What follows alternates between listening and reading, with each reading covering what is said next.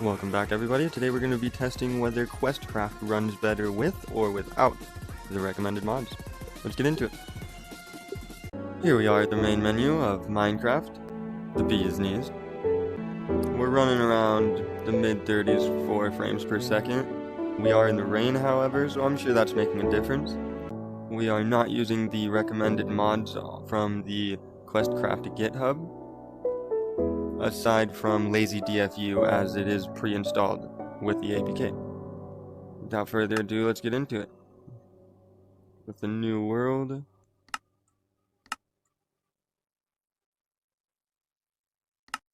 Alright, here we are. Loading into the world. I'm expecting low frames until it loads everything in. There's also this little problem when you look into the water. I'm really hoping that the recommended mods fixes that. So we're now up to about 50. Big drop down to 10 frames. Title.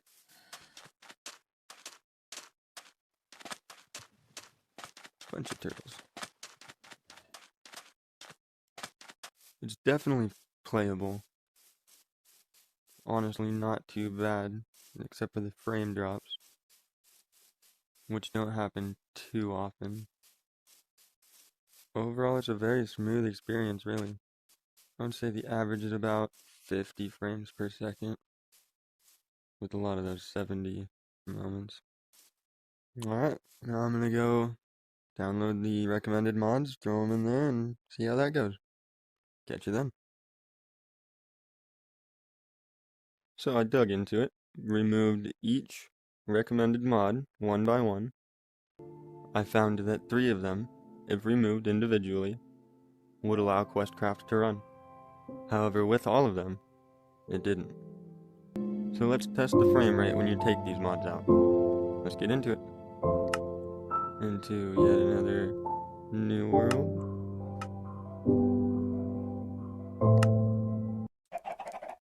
Alright, here we are in the new world. We got about 35 frames per second.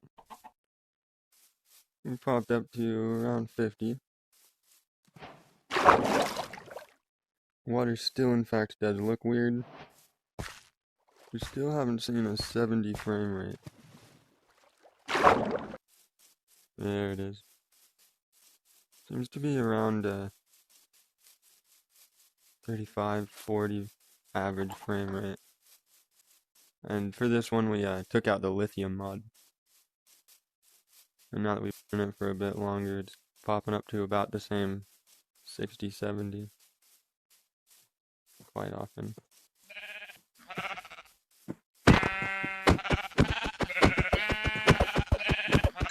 We're maintaining those levels while in combat as well. As far as it feels, it does in fact feel a little bit cleaner. Seems like there's less frame drops. And when it does have a frame drop, I feel like it isn't quite as long. Let's get into the next one. Alright, here we are back at the main menu. This time we have all of the recommended mods installed, aside from Starlight. With that, let's get into a new world. Here we are. Give it a second to catch up. Alright, there's 60 and 50.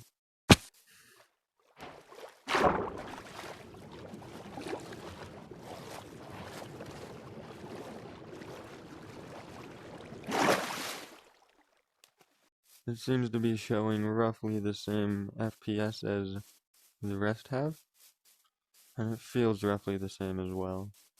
At this point it seems to have smoothed out at 70. Even in combat.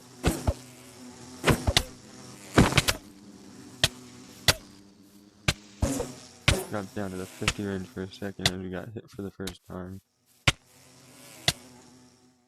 Even as we're taking poison damage though, maintained around 70. Just dropped down to 30 there for a second. Overall, I'd say this one's probably around 60 average at frames. Alright, let's move on to the next one. So here we are back at the main menu. This time we have all of the recommended mods aside from C2ME. Seem to be running the usual. Oh, hey, the rain turned off. And then it goes all the way up to 70. That's rough. Anyway, let's launch a new world.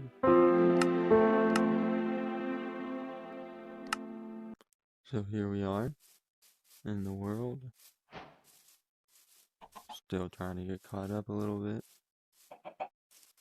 Just got up to 70 for the first time.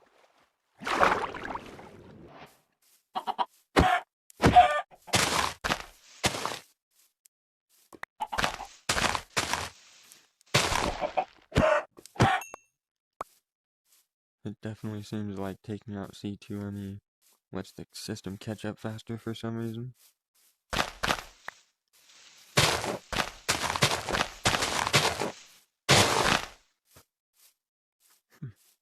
That was a lot of damage and it only dropped down to 53 frames. I dare say this seems like the winner. Strictly frames per second. Definitely I would opt for taking out C2ME. As far as how it feels, I mean that's definitely translating over. It certainly feels a little bit better right now. Definitely noticeably better. Alright, there's one more thing I want to test, so we'll catch you there. So I started from scratch, took out all of the mods, and found out what the least amount of mods I could do, and actually start the game. So here's a list of what I came up with.